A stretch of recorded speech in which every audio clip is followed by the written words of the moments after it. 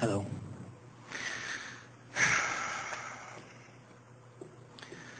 Well, since we talked last fall, we were talking about thought and how that turns into consciousness. And several questions spun off of that.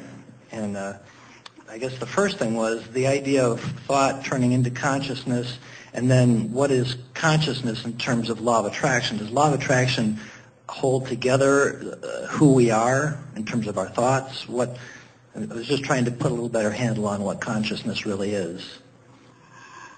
Well, that's a fairly good way of saying it. And all of these words are too general, and all of them mean pretty much the same thing. In other words, whether we use the word thought or energy or vibration or consciousness, we're still talking about this vibrational beingness that is arranged and managed by, as you just accurately said, law of attraction.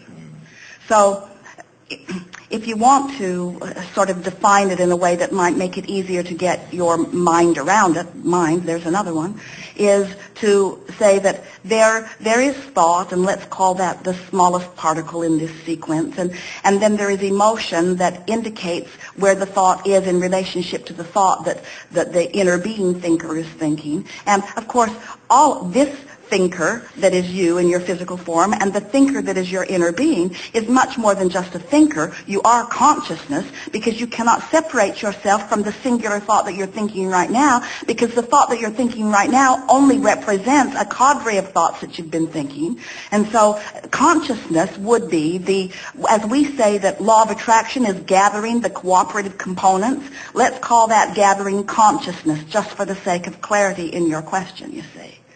And of course, anyone can pull themselves from this. When you are in vibrational alignment with the consciousness that is your source, you're seeing the world through the eyes of source. And if you could practice that consciousness on a steady enough basis, then the thoughts, the petty little thoughts, or the uncomfortable thoughts, or the unnecessary thoughts or the unwanted thoughts could not become part of your experience, because your consciousness is practiced into this higher vibration. So we like the tone of this, because we could say that this consciousness that is the source energy consciousness, when you come into alignment with this source energy consciousness, that's when you revel in your beingness, you see.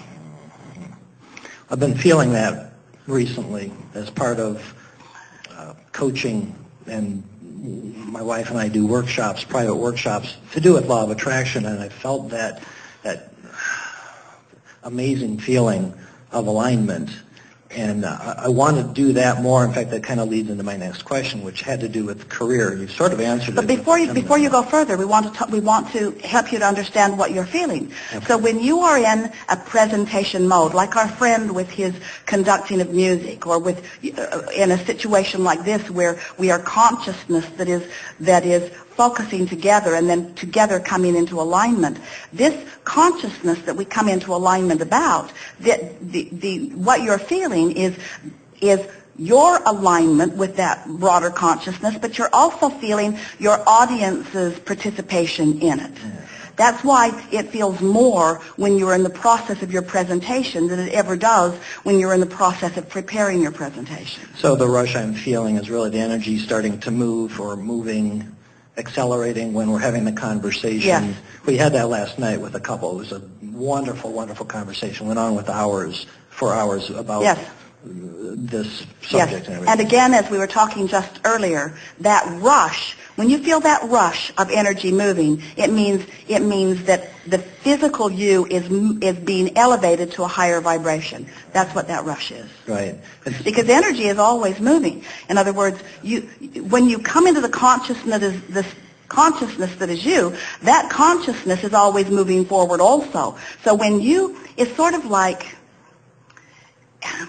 it's like climbing to the top of the slippery slide, and all of that is motion forward, all of that is motion forward, all of that is motion forward. In other words, you're efforting to some degree, and then you reach that place where you allow the natural law of gravity to take over, and there is that rush where no more effort is required. The laws of the universe are just going to take over and carry you for a while. That's what that feeling is.